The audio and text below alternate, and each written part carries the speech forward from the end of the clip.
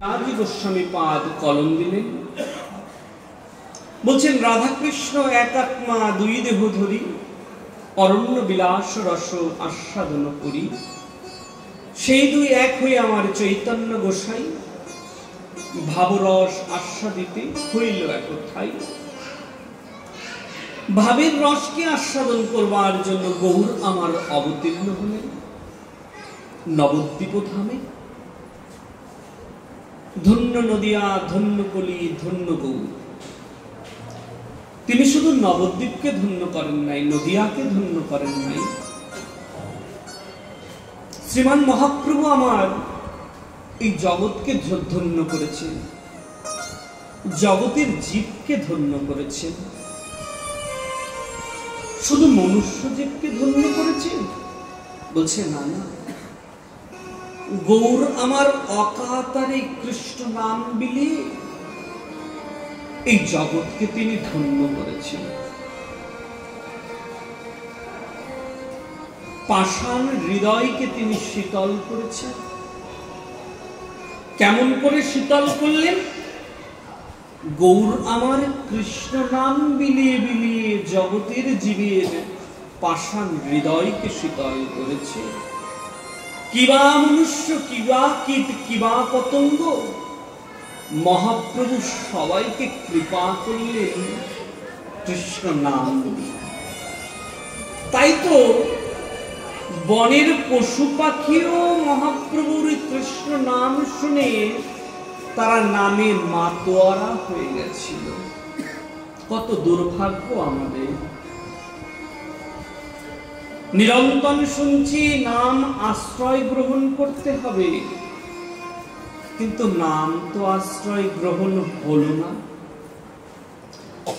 নাম প্রেমের মধ্যে তো ডুবতে পারলাম না, ডুবে গেলাম। বিষয় বাসনার মধ্যে ডুবে গেলাম, সুখ বৈভবের মধ্যে ডুবে গেলাম। আমার গৌর বলা হলো না, নিতাই বলা হলো না। গুরুচরণ আশ্রয় গ্রহণ করলাম, গুরুর ভজন সাধন হলো না। গুরু বলে কাউকে ডাকতে পারলাম না, গুরুর চরণটা সেবা করতে পারলাম না। যে জীবনটাকে সার করার কথা ছিল, কিন্তু জীবনটাকে রসাতলের মধ্যে ডুবিয়ে দিলাম,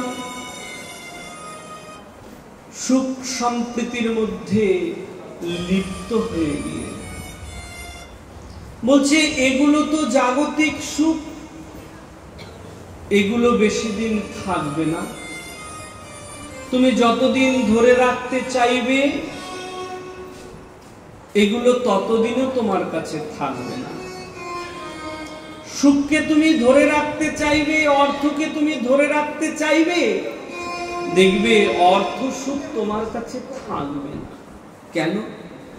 ওগুলো তোমাকে ফাঁকি দিয়ে তোমার থেকে চলে যাবে। কেন ফাঁকি দিয়ে চলে যাবে? বলছে জগৎটা তো মায়ার জগৎ, তাই অর্থ সম্পদও তোমাকে ফাঁকি দিয়ে চলে যাবে। তাহলে বিষয়টা কি? এখানে কোনো বিষয় তো রয়েছে। বিষয়টা হচ্ছে হরিনাম, বিষয়টা হচ্ছে আশ্রয়। আশ্রয়টা কেমন? বলছে আশ্রয় করিয়া বন্ধন শ্রীগুরুর চরণ, যা হইতে মিলে রে ভাই আমার কৃষ্ণ প্রেম ধন। বলছে যা হইতে মিলে রে ভাই আমার কৃষ্ণ প্রেম ধন। বলছে কোথায় আশ্রয় গ্রহণ করলে কৃষ্ণ নাম পাওয়া যায়? কোথায় আশ্রয় গ্রহণ করলে কৃষ্ণ প্রেম পাওয়া যায়? বলছে গুরুদেবের চরণাশ্রয় গ্রহণ করলে কৃষ্ণ প্রেম পাওয়া যায়, কৃষ্ণ কৃপা পাওয়া যায়। হলো না, আমার ভজন সাধন হলো না, গৌর প্রেম আমার হলো না, ডুবে গেলাম, মত্ত হয়ে গেলাম। জানেন এ জগতে তো আমরা দুঃখ কষ্ট পেলে গৌরকে ভুলে যাই, নিতাইকে ভুলে যাই। এ জগতে যদি আমরা দুঃখ কষ্ট পেলে শুধু নিতাই গৌরকে ভুলে যাই না, তুমি সুখের মধ্যে ডুবে গেলেও তুমি নিতাই গৌরকে ভুলে যাবে, কৃষ্ণকে ভুলে যাবে। তাহলে গৌর প্রেম কেমন করে পাওয়া যায়, কৃষ্ণ প্রেম কেমন করে পাওয়া যায়? আচ্ছা, শুধু প্রেমটাকে আমি করব, ভালোবাসাটাকে শুধু আমি অর্পণ করব কৃষ্ণের কাছে? না, আমি কৃষ্ণকে ভালোবাসবো, কৃষ্ণ আমায় ভালোবাসবে না। আমি কৃষ্ণকে ভালোবাসবো, কৃষ্ণ আমায় ভালোবাসবে না।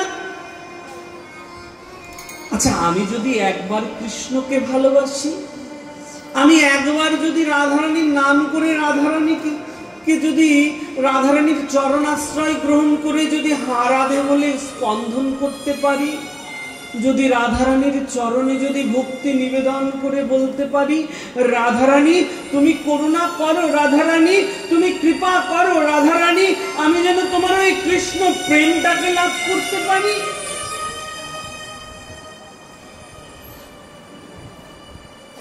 আমি ডাকলাম, কৃষ্ণ আমায় ডাকবে না? শুধু আমি ডাকবো? না না, কৃষ্ণ আমাকে ডাকবে গো। আমি ভুলে গেলেও কৃষ্ণ আমায় ভুলবে না। আমি যদি একবার গৌরকে ভালোবাসতে পারি, আমি যদি একবার গৌর প্রেমের মধ্যে ডুবে যেতে পারি, একবার যদি কৃষ্ণ প্রেমের মধ্যে ডুবে যেতে পারি, তারপরে গিয়ে যদি কৃষ্ণকে ভুলে যাই, কৃষ্ণ আমায় ভুলবে না, কৃষ্ণ আমায় ভুলবে না। এমনই দৃষ্টান্ত দিলেন, শ্রীমদ্ ভাগবতের মধ্যে উল্লেখ করলেন, শ্রীমদ্ ভাগবতের মধ্যে বর্ণন করলেন। আমরা গৌরলীলা আস্বাদন করে মধুময় শ্রীরাম বৃন্দাবনে প্রবেশ করছি। বৃন্দাবনের যতক খেলা সর্বোত্তম নরলীলা, গোপবেশে বেণুকর নবকৌশর নটবর, রাখালিয়া বেশি আমার নন্দের নন্দ ব্রজেন্দ্র নন্দন। ভগবান শ্রীকৃষ্ণ যে লীলা করেছেন, এটা উত্তম শ্রেষ্ঠ লীলা। এটা সেই সময়ের কথা। ভগবান অনেক অসুরদেরকে বধ করলেন যখন কৃষ্ণ মথুরায় ছিলেন। মথুরার থেকে কৃষ্ণ কি করলেন? দ্বারকায় গিয়ে তিনি সাম্রাজ্য তৈরি করলেন। নিরন্তর তিনি অসুরদেরকে বধ করে চলেছে, কিন্তু প্রতিনিয়ত কৃষ্ণ অসুর বধ করলেও কৃষ্ণ তার ভক্তদেরকে ভুলে নাই। দেখুন, ভগবান কর্মের মধ্যে রয়েছে, আমরা তো কর্মের মধ্যে থাকলে কৃষ্ণকে ভুলে যাই, কিন্তু ভগবান নিজে কর্মের মধ্যে রয়ে থেকেও ভগবান তার ভক্তদেরকে ভুলে নাই। আজ ভগবানের এক পরম ভক্তের কথা মনে পড়েছে, পরম ভক্তের কথা মনে পড়েছে। কি? শ্রীমদ্ ভাগবতের মধ্যে উল্লেখ করছেন, ভাগবতের মধ্যে বর্ণন করলেন, কৃষ্ণ স্বাসিদে সখা কশ্চিৎ ব্রহ্মণ্য ব্রহ্মোবিত্তম বিরক্তো ইন্দ্রিয়াতে প্রশান্ত আত্মা জিতেন্দ্রিয়। বিরক্ত ইন্দ্রিয়াতেষু প্রশান্ত আত্মা জিতেন্দ্রিয়। বলছি কে? সেই পরম ভক্ত আর কেউ নয়। এই পরম ভক্ত জাতিতে ব্রাহ্মণ, নাম হচ্ছে সুধামা, নাম হচ্ছে সুধামা। আজ ভগবানের সুধামার কথা মনে পড়েছে। তার একজন স্ত্রী রয়েছে, নাম হচ্ছে সুশীলা। স্ত্রীটা কেমন ভাগবতের মধ্যে বর্ণন করলেন। প্রতিব্রতা প্রতিপ্লাহা ম্লায়তা বদনেন। সুশীলাকে পরম প্রতিব্রতা বলা হয়েছে। আচ্ছা, বিরক্ত কাকে বলে? বিরক্ত কথার অর্থ কি গো? বলছে যার ধন নাই, অর্থ নাই, সম্পদ নাই, তাকে বিরক্ত বলা হয়েছে। কিন্তু সুদামার তো ঘর রয়েছে, স্ত্রী রয়েছে, সংসার রয়েছে, কিন্তু সুদামাকে বিরক্ত বলা হলো কেন? বিরক্ত বলতে আমরা কাকে বুঝি? ভাগবতের মধ্যে বর্ণন করছে, বলছে যার অর্থ নাই, সম্পদ নাই, তাকে বিরক্ত বলা হয়। কিন্তু সুদামার ঘর, স্ত্রী সবকিছু রয়েছে, তবুও সুদামাকে বিরক্ত বলা হলো কেন? বলছে বিরক্ত কাকে বলে? বিরক্ত কথার অর্থ কি? ভাগবতে বর্ণন করলেন, বিরক্ত ইন্দ্রিয়াতেষু প্রশান্ত আত্মা জিতেন্দ্রিয়। বলছে বিরক্ত ইন্দ্রিয়াতেষু প্রশান্ত আত্মা জিতেন্দ্রিয়। বলছে যে নিজের ইন্দ্রিয়কে সংযত করতে পেরেছে, তাকে বিরক্ত বলা হয়েছে।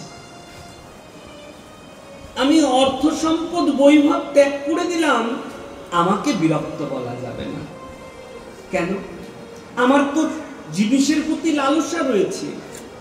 আমি সন্ন্যাসী হয়ে গেলাম, আমি বাবাজি হয়ে গেলাম, কিন্তু আমার যদি বাচ্চার প্রতি আসক্ত থাকে, আমার যদি বাচ্চার প্রতি লোভ থাকে, আমাকে কখনো বিরক্ত বলা যাবে না।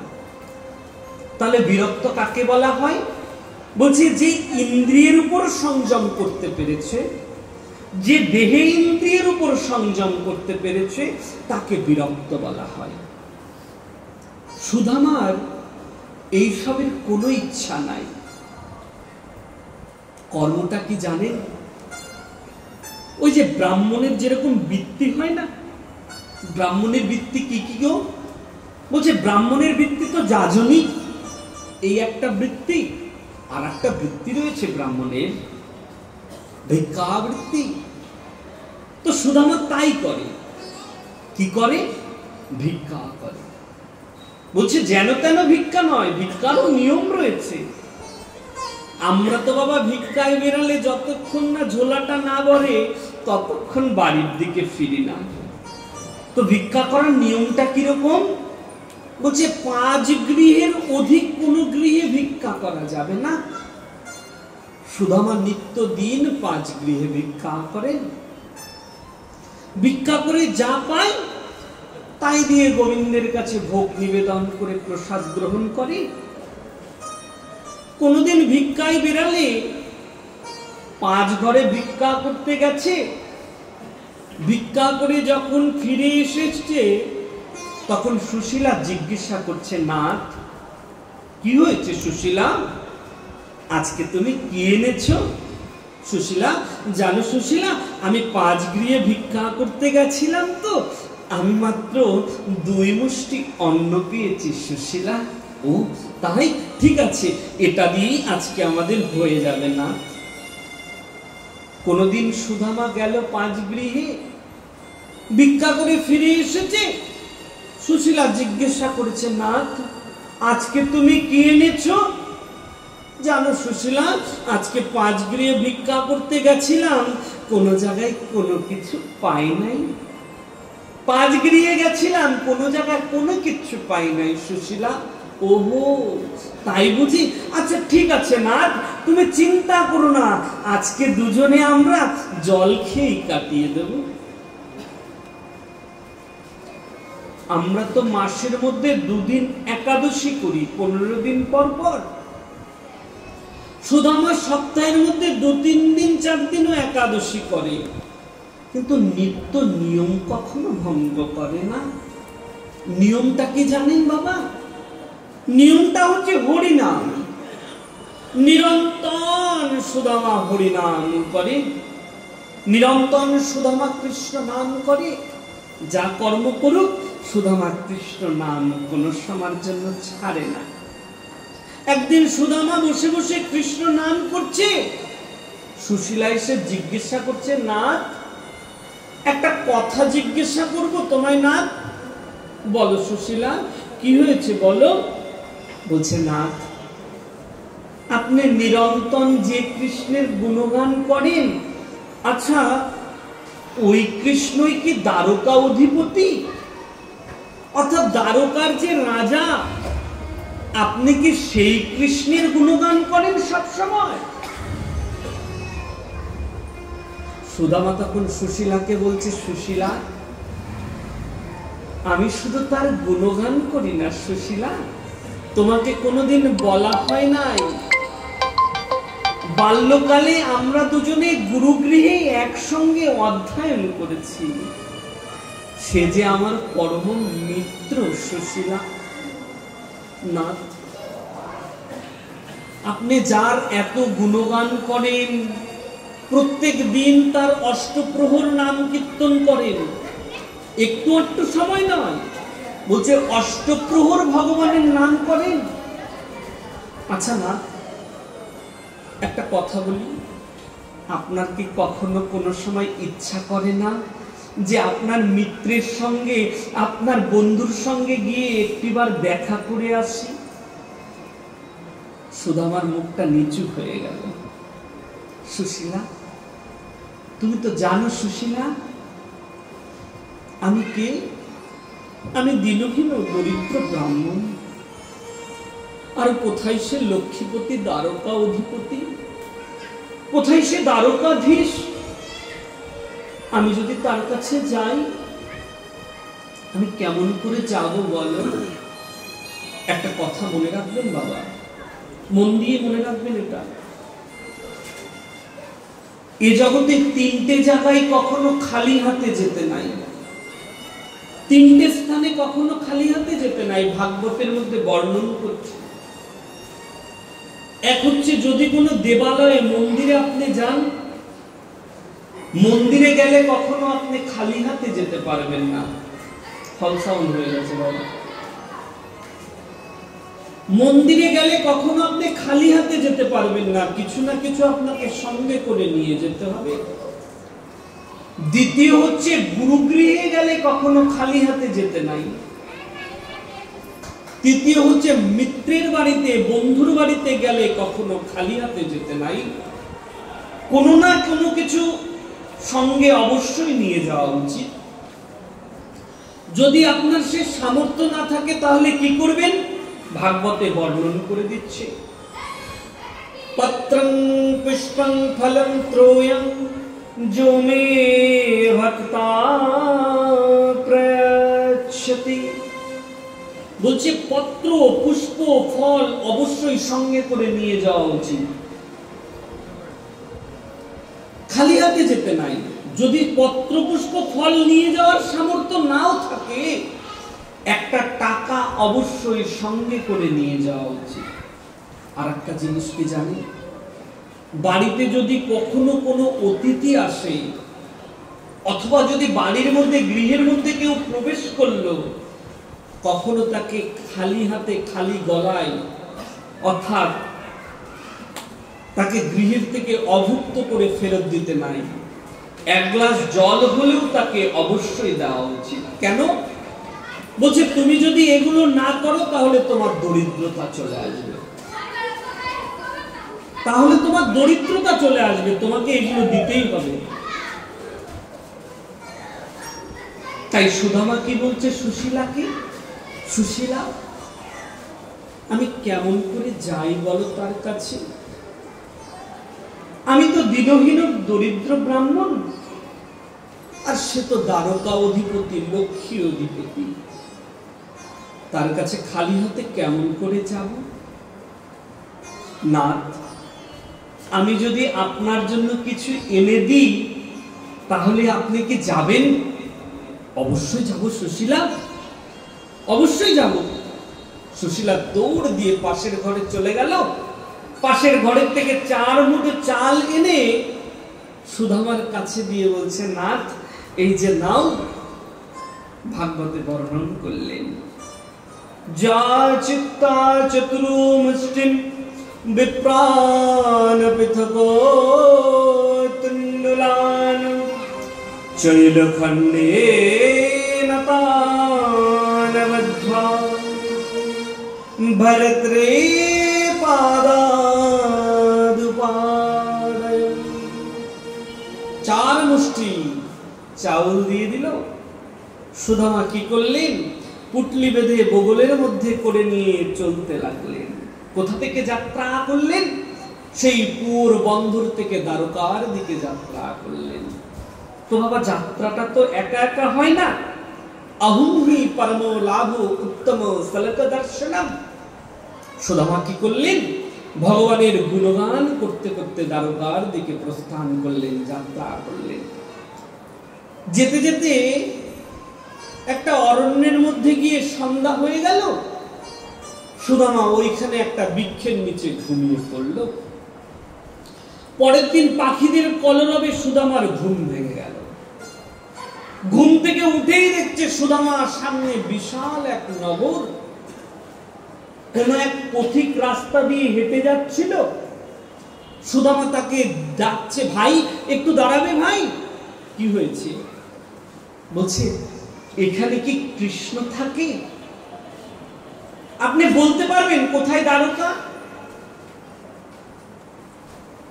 বলছে, দ্বারকা ওই যে সামনে যে সব থেকে বড় যে নগরটা দেখছেন না, এটাই তো দ্বারকা। ওহো, এটা দ্বারকা। আমি রাত্রেবেলায় কখন এসে যে ঘুমিয়ে পড়েছি আমি তো বুঝতেই পারিনি। কিন্তু তাই কি হয়েছিল? সুদামা তো রাত্রে অন্ধকারের মধ্যে একটা বৃক্ষের নিচে ঘুমিয়েছিল, জঙ্গলের মধ্যে ঘুমিয়েছিল। ভগবান কত করুণাময় দেখুন। ভক্তের কষ্ট হবে তো, তাই ভক্তের কষ্টটাকে ভগবান রাত্রিবেলায় এসে দূর করে দিলেন। সুদামাকে দ্বারকায় প্রবেশ করিয়ে ঘুম পাড়িয়ে রেখে দিলেন, যাতে ভক্তের কষ্ট না হয়। বলছে, আমি বুঝতে পারিনি কখন যে দ্বারকায় চলে এসেছি। আচ্ছা, একটা কথা বলবেন আমায়? কি কথা? আচ্ছা, এটা কি সেই দ্বারকা? এখানে কি কৃষ্ণ থাকে? কৃষ্ণ? আপনি কার কথা বলছেন? আপনি দ্বারকাধীশের কথা বলছেন? হ্যাঁ, দ্বারকাধীশের কথা বলছি। ওই যে সামনে যে সব থেকে বড় মহলটা দেখতে পাচ্ছেন না, ওটাই হচ্ছে দ্বারকাধীশের মহল, ওটাই দ্বারকাধীশের ঘর। সুদামা হাঁটতে হাঁটতে চলে গেলেন দ্বারকার দিকে। রাজ্যে প্রবেশ করবে। রাজ্যের 2 পাশে 2জন দ্বারপাল দাঁড়িয়ে রয়েছে। দ্বারপালরা সুদামাকে জিজ্ঞাসা করছে, আচ্ছা আপনি কে, কোথায় যাবেন? বলছে, আমি জানেন তো, আমি কানাইয়ের সঙ্গে দেখা করতে এসেছি। কানাই? কানাই বলে তো দ্বারকায় কেউ থাকে না। আপনি কার কথা বলছেন? বলছি, এই যে দ্বারকার যে রাজা রয়েছে না, আমি তার কথা বলছি। ওহো, তাকে তো এই দ্বারকায় কেউ কানাই বলে না, তাকে তো সবাই দ্বারকাধীশ বলে, যশোদানন্দন বলে, দেবকী নন্দন বলে। আপনি কানাই বলছেন? আপনি কে বলুন না। আমি কানাই কেন বলছি জানেন? আপনারা যাকে দ্বারকাধীশ বলছেন না, সে আমার বাল্য বন্ধু। গুরুকুলে আমরা একসঙ্গে অধ্যয়ন করেছি। ও তাই? আপনি বসুন, আমরা দ্বারকাধীশকে খবর দিয়ে আসছি। দ্বারপালরা দৌড়ে চলে গেলেন।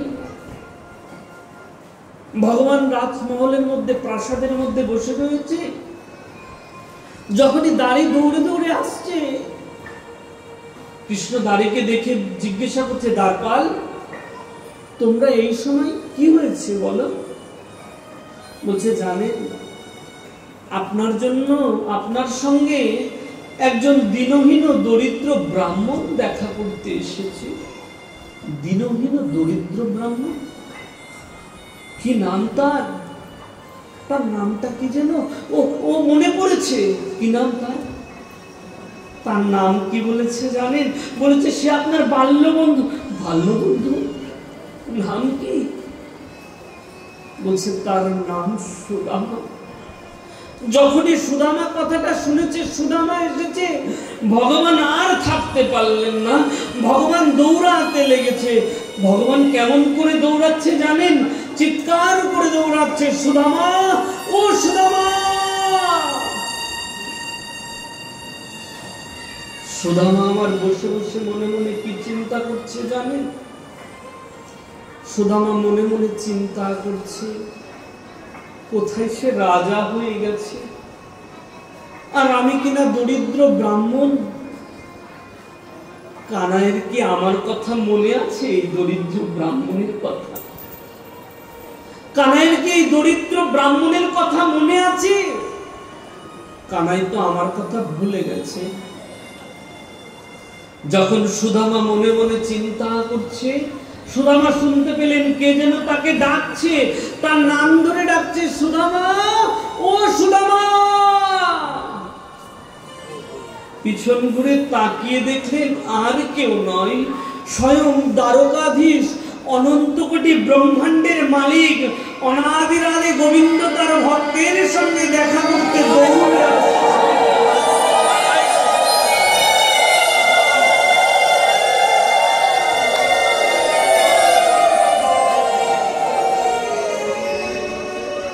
সুদামার চরিত্রের কথা যখন বর্ণন করা হচ্ছে, তখন ভগবানের বয়স 100 বছর, সুদামারও বয়স 100 বছর।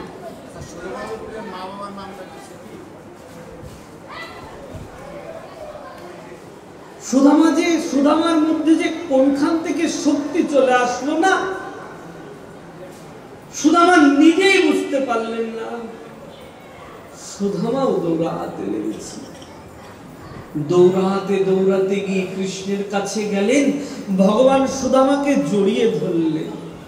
দেখুন, অনন্ত কোটি ব্রহ্মাণ্ডের মালিক সেই কৃষ্ণ দরিদ্র ব্রাহ্মণকে ভুলল না, তার বন্ধুকে ভুলল না, মিত্রকে ভুলল না।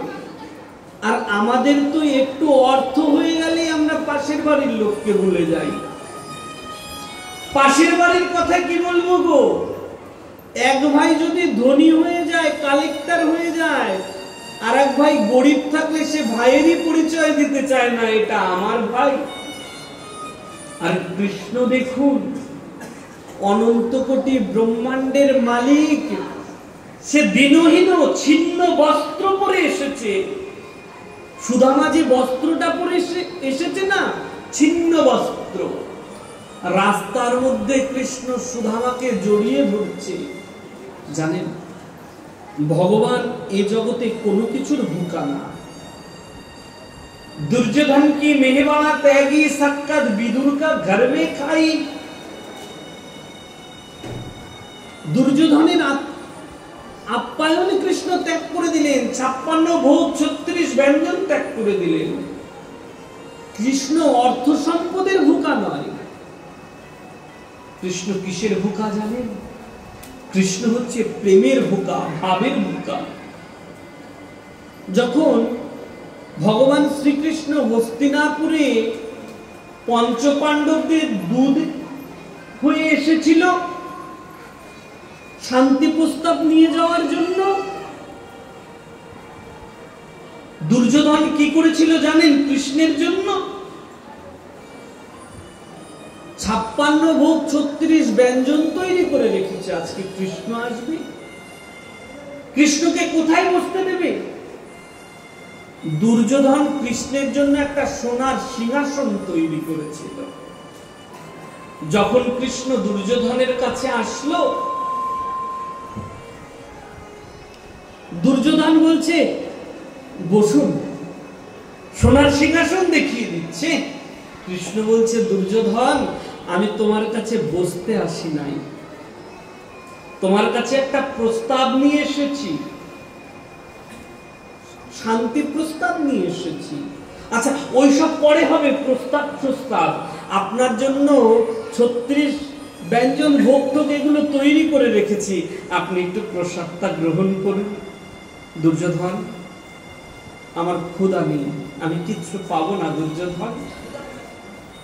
আর ওদিকে হস্তিনাপুরে ভগবানের একজন পরম মিত্র রয়েছে, পরম ভক্ত রয়েছে, যে নিরন্তর ঘরের মধ্যে বসে বসে কাঁদে,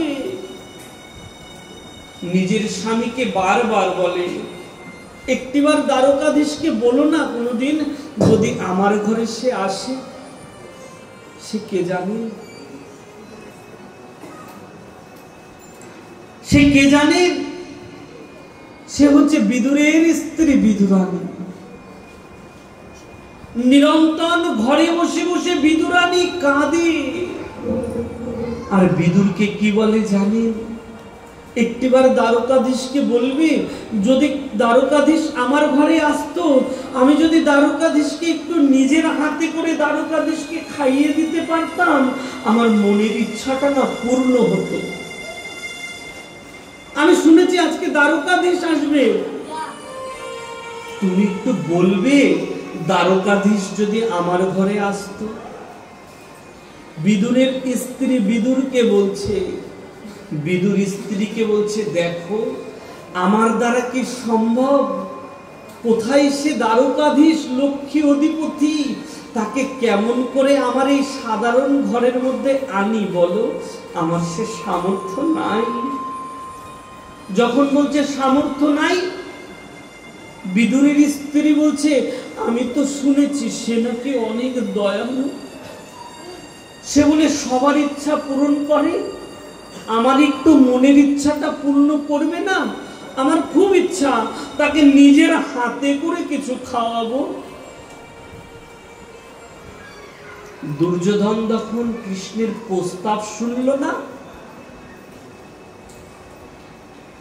তখন ভগবান শ্রীকৃষ্ণ 56 ভোগ 36 ব্যঞ্জন সবকিছুকে উপেক্ষা করে দৌড়াতে দৌড়াতে ছুটে এসেছে, দরজার সামনে এসে কড়া নাড়ছে। দরজার সামনে এসে যখন কড়া নাড়ছে, দরজা খুলে বিদুরানী দেখে তো অবাক হয়ে গেল, যে কৃষ্ণকে পাওয়ার জন্য অপেক্ষা করেছিলাম সেই কৃষ্ণ আজকে আমার দরজার সামনে এসে দাঁড়িয়ে রয়েছে। কানাই, তুমি এসেছো কানাই, কানাই তুমি আমার মনের ইচ্ছাটা পূর্ণ করে দিলে কানাই। জানো কানাই, কত ইচ্ছা ছিল তুমি আমার ঘরে আসবে, আর আজকে তুমি আমার ইচ্ছাটা পূর্ণ করে দিলে কানাই। কাকি, তোমার ঘরে এসেছে, আমায় বসতে দেবে না কাকি? বিদুরানী তো কানাইকে দেখে পাগল হয়ে গেছে। যে কৃষ্ণকে নিরন্তর চেয়েছি, যে কানাইকে আমি চেয়েছি, সেই কানাই আমার সম্মুখে এসে দাঁড়িয়ে রয়েছে। কোথাও কোথাও বসতে দিতে না পেরে কানাইয়ের হাতটা টেনে নিয়ে বিদুরানী তো নিজের কোলের মধ্যেই কৃষ্ণকে বসিয়ে রেখে দিল। কানাই, তুই এখানে বয় কানাই। কৃষ্ণ বিদুরানীর কোলের মধ্যে বসে রয়েছে। কানাই, বল তুই কেমন আছিস? কাকি, তুমি কি আমার সঙ্গে কথাই বলবে? আমায় কিছু খেতে দেবে না কাকি? আমার বড় ক্ষুধা পেয়েছে। একটু আগে যে 56 ভোগ 36 ব্যঞ্জন ট্যাঞ্জন ছেড়ে চলে আসলো, বিদুরানীর ঘরে এসে বলছে, কাকি আমার বড় ক্ষুধা পেয়েছে। বিদুরানী তো কিচ্ছু তৈরি করে রাখে নাই, কেমন করে কি দেবে? সামনে দেখলো কিছু কলা ছিল, বিদুরানী কলাগুলোকে নিয়ে ছুলে ছুলে কানাইয়ের হাতে তুলে দিচ্ছে। কানাই, তুই খা। কানাই কি দিচ্ছে জানেন? কলা দিচ্ছে না গো, কলাগুলোকে ছুলে ছুলে কলাগুলোকে ফেলে দিয়ে চোকলাগুলোকে হাতে দিয়ে বলছে, কানাই তুই খা। কৃষ্ণ সেগুলোকে হাতে নিয়ে মুখে দিয়ে খাচ্ছে। বিদুর যখন শুনতে পেয়েছে কৃষ্ণ দ্বারকাধীশ তার ঘরে গেছে, বিদুর সঙ্গে সঙ্গে দৌড়ে এসে দেখছে এ কি কাণ্ড। সঙ্গে সঙ্গে চিৎকার করে বলছে, এ তুমি কি করছো? নিজের স্ত্রীর হাতটা চেপে ধরে বলছে, তুমি কি পাগল হয়ে গেছো নাকি? কেন, কি হয়েছে? দ্বারকাধীশকে তুমি কি খেতে দিচ্ছ? কলা ফেলে দিয়ে চোকলা দিচ্ছ দ্বারকাধীশকে? বিদুরানী হাও হাও করে কাঁদতে লেগেছে আর কানাইকে বলছে, কানাই রে কৃষ্ণ, আমি নয় পাগল হয়ে গেছিলাম, কিন্তু তুই তো আমার সঙ্গে পাগল হোসনি, একটিবার তুই কেন আমায় বললি না? ভগবান বিদুরানীকে কি বলছে জানেন? কাকি, কাকি, তুমি আমাকে যত প্রেমে দিয়েছো তার থেকে অধিক প্রেমে আমি যে এটাকে গ্রহণ করেছি কাকি। কাকি, তুমি যদি দেওয়ার সময় ভুলে যেতে পারো, আমি কেন নেওয়ার সময় ভুলে যেতে পারবো না কাকি? ভগবান 56 ভোগ 36 ব্যঞ্জন কিছু চায় না জানে।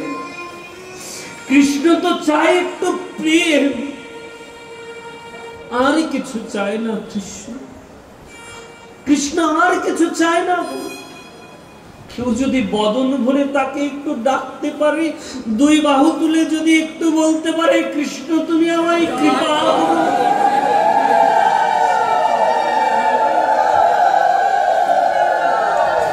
কৃষ্ণ তো নিরন্তর এসে তাকে কৃপা করে দিয়ে যায়।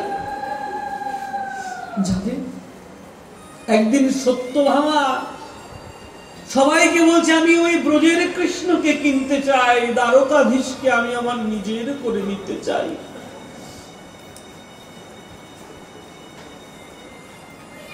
একটা দাঁড়পাল্লা এনে রাজ্যের যত সম্পদ ছিল, সোনা ছিল, সত্যভামা সবকিছুকে দাড়ির মধ্যে চাপিয়ে দিয়ে কৃষ্ণকে আর এক পাশে বসিয়ে দিয়েছে। কেন? বলছে আমি কৃষ্ণকে পেতে চাই, কৃষ্ণকে কিনে নিতে চাই।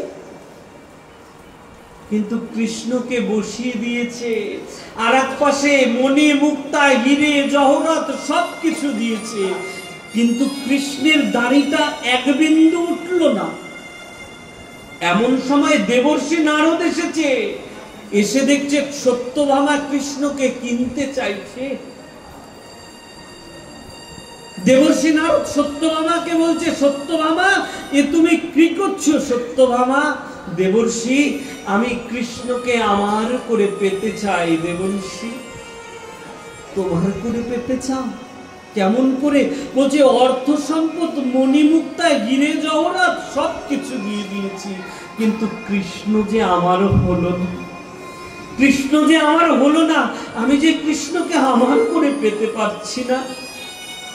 দেবর্ষি নারদ সত্যভামাকে বলছে, সত্যভামা যদি কৃষ্ণকে পেতে হয়, কৃষ্ণকে যদি তুমি তোমার করে পেতে চাও, তাহলে এমন করে অর্থ সম্পদ দিয়ে কৃষ্ণকে পাওয়া যায় না। সত্যভামা, দেবর্ষি একটিবার বলে দিন না, আমি কৃষ্ণকে কেমন করে পেতে পারি, ওই কৃষ্ণকে আমার করে পেতে চাই। দেবর্ষি, সত্যভামা একটা কাজ করো, সত্যভামা তুমি তুলসী পত্র এনে দুই নয়নের জল দিয়ে ওই তুলসী পত্রের মধ্যে কৃষ্ণ নামটা লিখে অর্পণ করে দাও, দেখবে কৃষ্ণ তোমার হয়ে গেছে।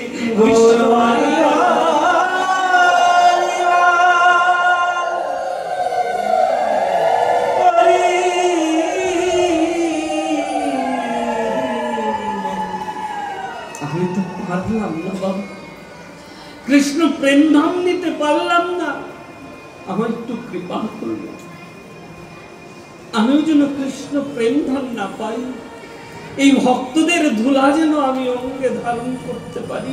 আমি আর কিছু চাই না বাবা। কেন জানি?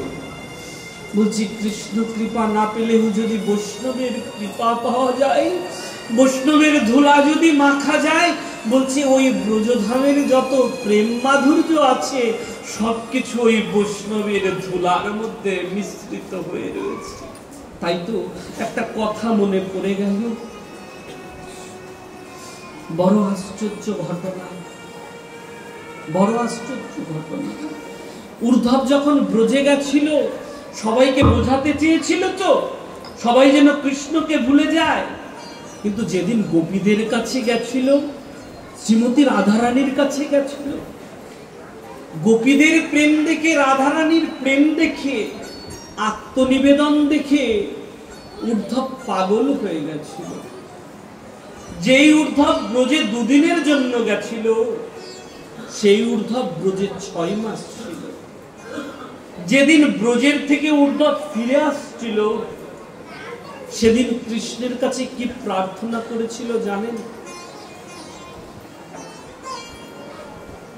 গোবিন্দের কাছে দুই বাহু তুলে প্রার্থনা করেছিল, কৃষ্ণ জ্ঞান চক্ষু দিয়েছিলে, এই জ্ঞান চোখ দিয়ে এতদিন আমি কিচ্ছু বুঝতে পারি নাই কৃষ্ণ, আমার জ্ঞান চোখটা অন্ধ হয়েছে কৃষ্ণ, ভক্তি প্রেম অর্জন হয়নি, জ্ঞান চোখ অন্ধ হয়েছে, তো তোমার কাছে প্রার্থনা করছি কৃষ্ণ, তোমার কাছে আমি কিচ্ছু চাই না কৃষ্ণ। উদ্ধব বলছে, দেবগুরু বৃহস্পতির শিষ্য প্রার্থনা করছে ভগবানের কাছে, কৃষ্ণ তোমার কাছে কিচ্ছু চাই না, যদি জন্ম যদি দিতে হয় তাহলে কৃষ্ণ আমাকে বারবার তুমি বৃন্দাবনে জন্ম দিও কৃষ্ণ, মনুষ্য জন্ম দিতে হবে না কৃষ্ণ, এই ব্রজের একটা কীট পতঙ্গ পশু পাখি গুল্ম লতা করে জন্ম দিও, একটা কীট করে জন্ম দিও ব্রজের। কেন আকাঙ্ক্ষা করেছিল কেন জানেন বাবা?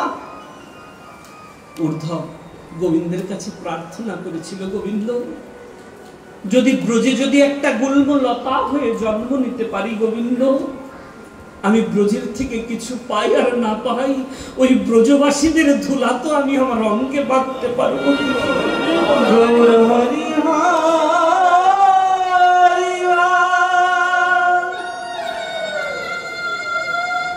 ওই ব্রজবাসীদের ধুলা তো মারতে পারবো কৃষ্ণ, আর কিছু চাই না তোমার কাছে।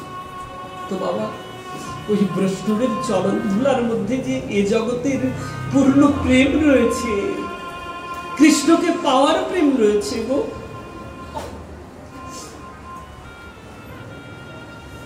ভগবান তার ভক্তকে ভুলল না, শুধু আমাকে জড়িয়ে ধরেছে, জড়িয়ে ধরে বলছে, বন্ধু এতদিন পরে আমার কথা তোর বুঝি মনে পড়েছে বন্ধু? আমার তো মনে পড়েছে রে, তোর তো আমার কথা একদিনও মনেই পড়েনি, আমার মনে পড়েছে তাই তো আমি তোর কাছে এসেছি। বন্ধু সব কথা পরে হবে বন্ধু, চল চল চল আগে ঘরে চল।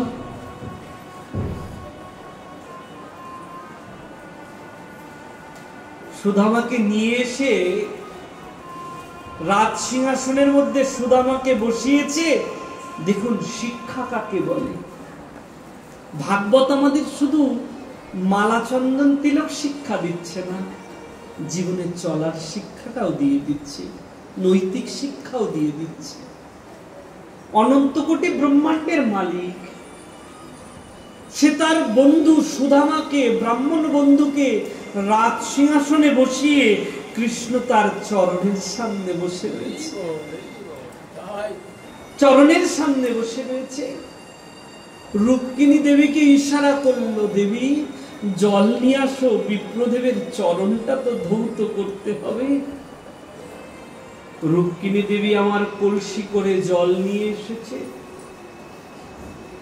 অনন্ত কোটি ব্রহ্মাণ্ডের মালিক, সে দিনহীন দরিদ্র বন্ধু ব্রাহ্মণের সুদামার চরণে হাত দিয়েছে।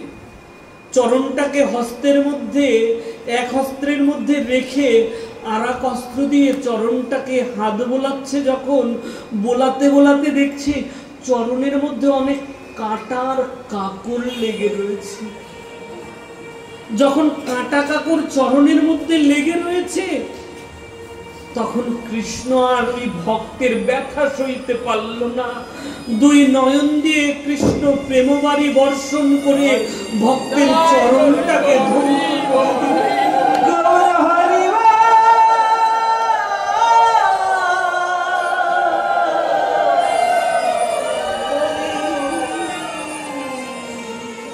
রুক্মিণী দেবী আমার জল এনে দাঁড়িয়ে রয়েছে, ওই জলের প্রয়োজন হলো না। কৃষ্ণ তার প্রেম নয়ন জল দিয়ে আজ ভক্তের চরণ ধৌত করে দিল। এই না হলে ভগবান, এই না হলে ভগবান। সুদামা কৃষ্ণের হাতটাকে ধরে বলছে, বন্ধু তুই নিচে বসে রয়েছিস কেন? বন্ধুর স্থান কি নিচে নাকি? বন্ধুর স্থান তো পাশে হয়, পাশে এসে বল। ভাগবতের মধ্যে বর্ণন করলেন, ব্রহ্মণ্যে ব্রহ্মণ্যেন কৃষ্ণং ভগবানং প্রহসন প্রিয়ম। ভগবান বলছে ব্রহ্মণ্যে ব্রহ্মণ্যেন কৃষ্ণং ভগবানং প্রহসন প্রিয়ম। ভগবানের অনেক প্রিয় ব্রাহ্মণ। সুদামাকে বলছে, বন্ধু আমার তো চরণের সামনেই বসার কথা, কারণ তুমি তো বিপ্র, আমার এটাই কর্ম তোমার চরণের সামনে বসবো। বলছে, না না অত কথা শুনতে চাই না, আজকে তুই আমার পাশে বসবি, আয়।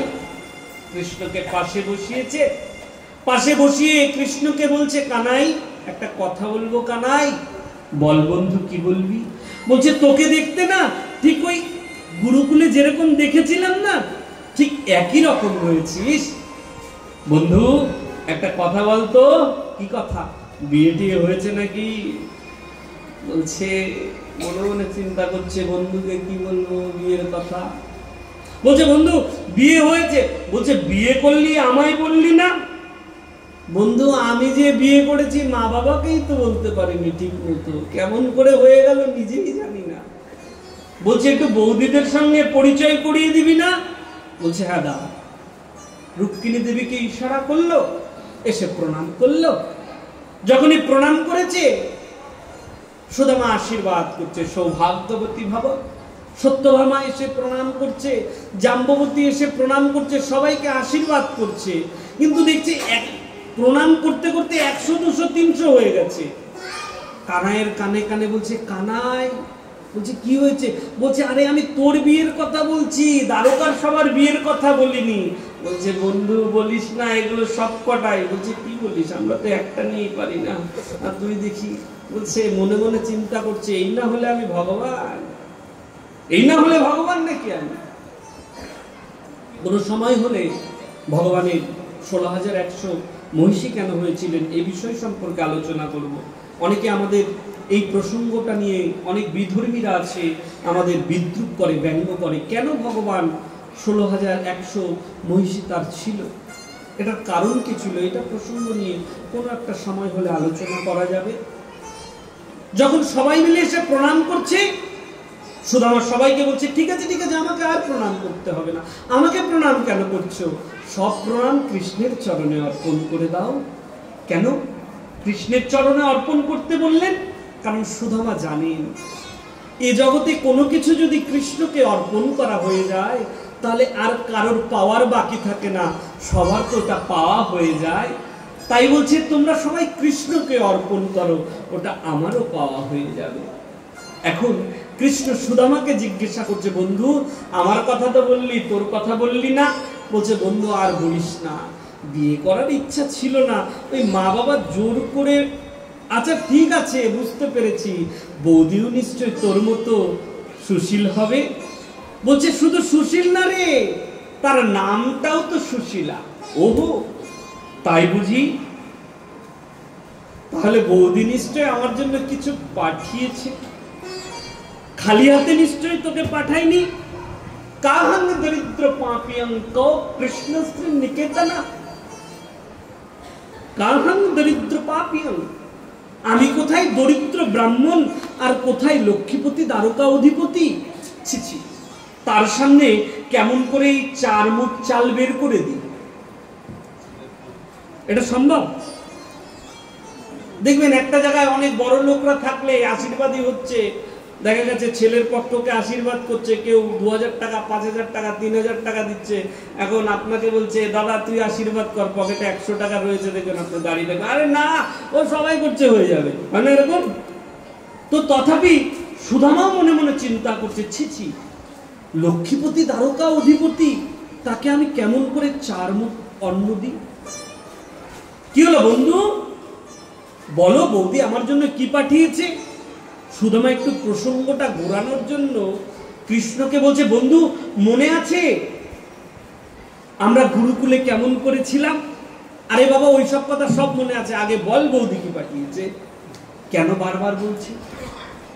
একটা কথা মনে রাখবেন, কৃষ্ণ বারবার কেন জিজ্ঞাসা করছে বৌদি কি পাঠিয়েছে, আমার জন্য কি পাঠিয়েছে, কেন?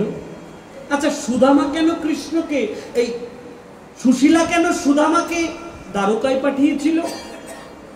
কারণ সুদামা জানতেন আমাদের যদি দরিদ্রতা কাটাতে হয় তাহলে আমার স্বামীকে দ্বারকায় পাঠাতে হবে। কেন? লক্ষ্মী কোথায় থাকে? লক্ষ্মী থাকে তো নারায়ণের চরণে, তাই না? তাহলে লক্ষ্মীকে পেতে গেলে কোথায় যেতে হবে? নারায়ণের কাছে যেতে হবে। তাই যতক্ষণ তিনি দ্বারকায় না আসবে ততক্ষণ তাদের দরিদ্রতা কাটবে না। তাহলে সুদামা দরিদ্র? কৃষ্ণ তাই বারবার জিজ্ঞাসা করছে।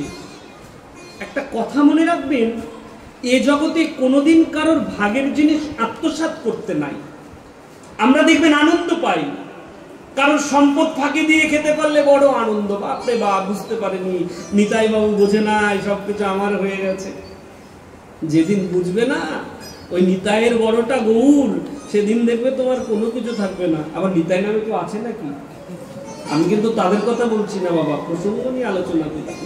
আবার মনে মনে ভাববে যে আমার নিতাইয়ের কথা বলে দিল, এরকম কিন্তু নয়। রাধে রাধে। তো তথাপি এ জগতে কোনোদিন কারোর প্রাপ্য জিনিস, ভাগের জিনিস কোনোদিন ফাঁকি দিয়ে খেতে নেই। কেন? তুমি যদি কারোর ফাঁকি দিয়ে খাও, ভাগের জিনিস খেয়ে নাও, তাহলে একটা দিন দেখবে তোমার মধ্যে দরিদ্রতা চলে আসবে, তোমার মধ্যে অভাব চলে আসবে। তাহলে সুশীলা কার জন্য পাঠিয়েছিল 4 মুঠ চাল? কৃষ্ণের জন্য, কানাইয়ের জন্য। আর সেটা যদি তাকে না দেওয়া হয়, একেই তো সুদামা দরিদ্র, আরো দরিদ্র হয়ে যাবে। তার জন্য বারবার জিজ্ঞাসা করছে বন্ধু কি পাঠিয়েছে, কি পাঠিয়েছে? বলছে কিচ্ছু পাঠায়নি। আর যতবার বলছে কিচ্ছু পাঠায়নি, বারবার শুধু বগলটাকে এরকম চিপে ধরছে। ওই কি হলো, যখন থেকে এসেছিস দেখছি ওই বগল চিপে বসে রয়েছিস, কি আছে দেখি। যখনই হাত ধরে টান দিয়েছে সঙ্গে সঙ্গে বগলের থেকে পটলিটা পড়ে গেছে। যখনই পটলিটা পড়ে গেছে, অনন্ত কোটি ব্রহ্মাণ্ডের মালিক আমার ওই পটলি খুলে দেখছে 4 মুঠ তুণ্ডুল চাউল রয়েছে। কৃষ্ণ ওই 4 মুঠ অন্ন দেখে কি যে আনন্দ, এত আনন্দ কৃষ্ণের, ওইখান থেকে 1 মুঠ সঙ্গে সঙ্গে মুখের মধ্যে দিয়ে দিয়েছে। যখনই 1 মুঠ মুখের মধ্যে দিয়ে দিয়েছে, সুদামাকে 3 লোকের ঐশ্বর্য প্রদান করে দিয়েছে। দ্বিতীয় মুষ্টি অন্ন চাউল যখন মুখে দিতে যাবে, রুক্মিণী দেবী হাতটা ধরে চেপে বলছে কি হলো, 1 মুঠে 3 লোকের ঐশ্বর্য দিয়ে দিয়েছো, এই 2 মুঠে কি আমাদেরকেও দিয়ে দেবে নাকি? কেন রুক্মিণী, কি হয়েছে তাতে? বলছে না না, সাধারণ ব্রাহ্মণের জন্য এত দরদ। কৃষ্ণ তখন রুক্মিণী দেবীকে কি বলছে জানেন? রুক্মিণী, আজকে যে ব্রাহ্মণ এসেছে সে ব্রাহ্মণকে তোমার সাধারণ ব্রাহ্মণ মনে হচ্ছে? সেদিন যে ব্রাহ্মণ এই খবরটা নিয়ে এসেছিল সেও কিন্তু সাধারণ ব্রাহ্মণই ছিল। যদি যথাসময় খবরটা যদি না দিত তাহলে আজকে তোমার কি অবস্থা হতো জানো? আজকে তুমি শিশুপালের ঘরে গিয়ে কুন্তি নাড়তে, ব্রাহ্মণ যথাসময় চিঠিটা আমার কাছে না দিলে আমি তোমার কাছে পৌঁছে গিয়ে তোমাকে হরণ করতে পারতাম না। এটারও লীলা রয়েছে। রুক্মিণীর বিবাহ সংবাদ, রুক্মিণী দেবীর বিবাহ তো ঠিক হয়েছিল শিশুপালের সঙ্গে, কিন্তু রুক্মিণী দেবী একটা ব্রাহ্মণের কাছে একটা পত্র লিখে পাঠিয়ে দিয়েছিল, ওই কৃষ্ণের কাছে গিয়ে পত্রটা দাও, আমি তার জন্য পাগল হয়ে গেছি, বিরহে যন্ত্রণায় বসে রয়েছি।